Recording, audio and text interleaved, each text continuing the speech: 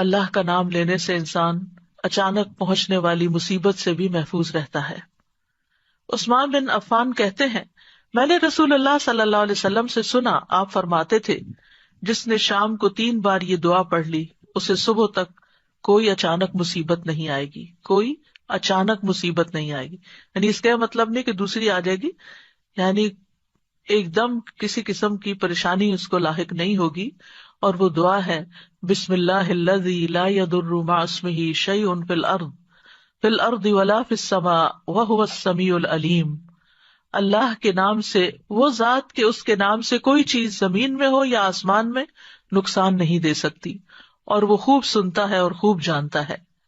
اور جس نے صبح کے وقت یہ دعا پڑھ لی اسے شام تک کوئی اچانک مصیبت نہیں آئے گی، اور جب شام کو کوئی پڑھ لے تو صبح تک اس کو پریشانی نہیں ہوگی۔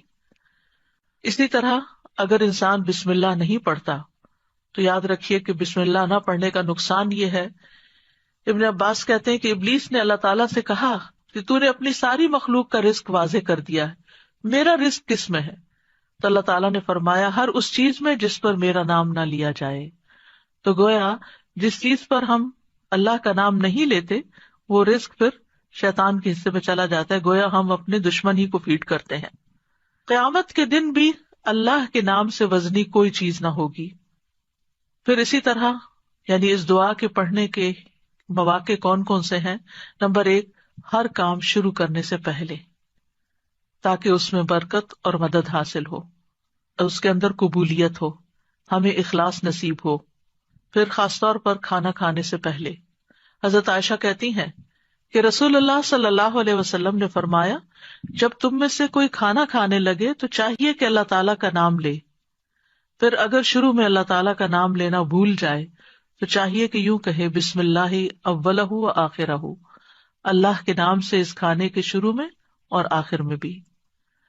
پھر اسی طرح لباس اتارتے وقت بسم اللہ پڑھنی چاہیے۔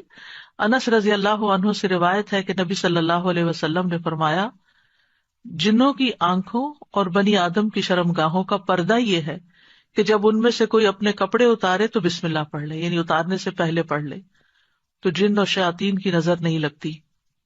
اسی طرح جب آپ بچوں کو کپڑے تبدیل کروا رہے ہوں تو اس وقت بھی بسم اللہ پڑھ لیں۔ اسی طرح بیت الخلاء جاتے وقت یعنی اندر پاؤں رکھنے سے پہلے بسم اللہ پڑھ کے دروازہ کھولیں۔ حضرت علی رضی اللہ عنہ روایت کرتے ہیں، کہتے ہیں کہ رسول اللہ صلی اللہ علیہ وسلم نے فرمایا، جنوں کی آنکھوں اور بنی آدم کی شرمگاہوں کا پردہ یہ ہے کہ جب ان میں سے کوئی بیت الخلاء جائے تو بسم اللہ پڑھ لے، کیونکہ جب انسان ننگا ہوتا ہے تو حفاظت کے فرشتے اس سے دور چلے جاتے ہیں۔ تو اس وقت حفاظت پھر کس سے حاصل ہوگی؟ جب آپ واش روم میں جانے سے پہلے بسم اللہ پڑھ کے پھر داخل ہوں گے۔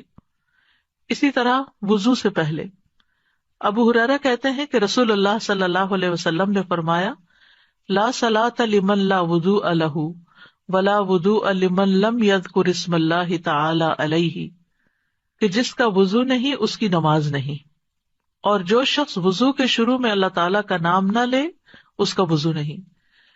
اب یہاں پر بعض لوگوں کو یہ پریشانی ہوتی ہے کہ ہم واش روم میں کھڑے ہوتے ہیں، وہیں سنک ہے، وہیں کموڈ ہے، تو پھر ہم بسم اللہ کس طرح پڑھیں؟ اس کے ایک تو یہ ہے کہ جب آپ وضو کی نیت سے جا رہے ہیں تو اندر داخل ہونے سے پہلے ہی پڑھ لیں اور جا کے ٹیپ کھول لیں اور اپنا وضو شروع کر دیں۔ دوسرا یہ ہے کہ آپ دل میں پڑھ لیں، لیکن اگر کوئی بھول گیا ہے تو جس وقت یاد آئے، یعنی وضو کے دوران اس وقت بھی پڑھ سکتا ہے۔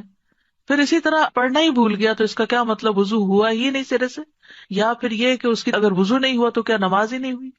نہیں، اس کا مطلب یہ ہے کہ اس کا وضو کامل نہیں ہوا۔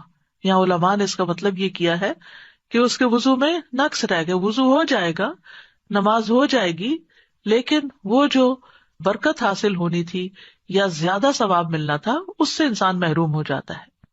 پھر اسی طرح یہ ہے کہ قرآن مجید کی قرأت سے پہلے بسم اللہ پڑھنی چاہیے۔